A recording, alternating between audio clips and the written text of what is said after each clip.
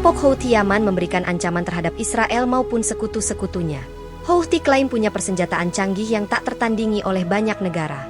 Hal ini disampaikan oleh Sayyid Abdul Malik Al-Houthi, pemimpin gerakan Ansarallah saat memperingati 10 tahun revolusi 21/9. Dirinya memastikan kerangka revolusi murni dari Yaman yang bebas dari pengaruh atau campur tangan eksternal apapun. Selama 10 tahun terakhir, Sayyid menyebut Yaman meraih berbagai prestasi besar. Amerika Serikat, AS, dan Israel yang menentang revolusi ini dinilai menjadi pihak yang paling merugi. Pasalnya, mereka telah kehilangan kendali langsung atas negara tersebut. Ia lantas menuduh AS, Israel, dan sekutu-sekutunya melancarkan agresi komprehensif terhadap Yaman selama beberapa tahun terakhir. Melalui agresi ini, AS berupaya untuk merebut kembali kendali atas Yaman dengan menggunakan agen-agennya.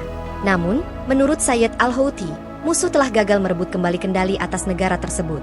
Ia lantas bersumpah akan terus meluncurkan serangan-serangan besar ke Israel. Sayyid Al-Houthi lantas menekankan bahwa negara itu memiliki persenjataan yang sangat canggih, bahkan tak tertandingi oleh banyak negara. Kemampuan rudal mereka menjadi simbol utama perkembangan persenjataan Yaman yang digunakan angkatan udara, laut, dan darat.